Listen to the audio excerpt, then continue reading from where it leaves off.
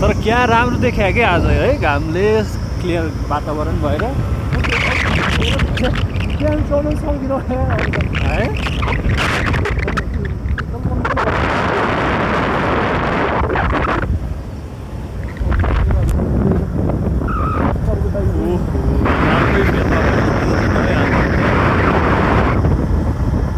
क्या छ यार गजब छ गजब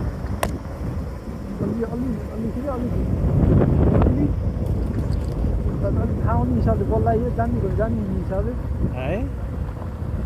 तर बाटो राम्रो छ होला नि अब बाटो ठिक छ पिच छ सरल भयो होइन